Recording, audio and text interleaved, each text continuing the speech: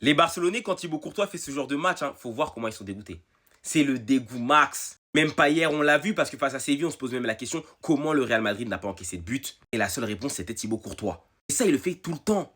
Et aujourd'hui, ça a été la même chose de leur côté. Yohan Garcia, le match de foot qui vient de prendre face au Villarreal, et je me pose la question encore aujourd'hui, comment le Villarreal n'a pas pu marquer dans ce match? Parce que de 1, ils jouent à domicile, de 2, ils ont une pléthore d'actions. Même à 10 contre 11, ils continuent à avoir des grosses occasions parce que oui, forcément, manière de défendre du FC Barcelone fait en sorte que même si tu es en infériorité numérique, tu vas te procurer des grosses occasions et qui ont toutes été arrêtées par Garcia. Que ce soit en première mi-temps, quand Baldé fait sa mauvaise passe en retrait, Buchanan va tenter de profiter du cadeau. Et Yohan Garcia lui rappelle que Noël, c'est pas aujourd'hui, mais c'est dans 3 jours.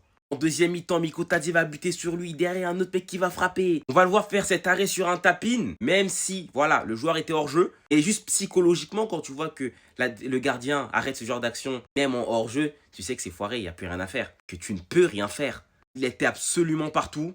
D'ailleurs, ce qui en témoigne de ses stats, 5 arrêts, clean sheet, 15 passes, dont 100% des longs ballons, 9 ballons interceptés.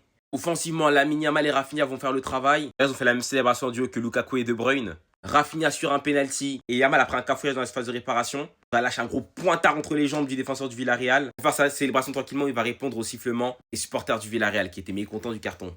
Suivi en premier temps par Vega qui a quand même abusé sur le tacle par derrière. Certes, Yamal a surjoué la douleur. Et le tacle par derrière, voilà, ça se mérite. Il peut prendre le rouge, il peut prendre très clairement.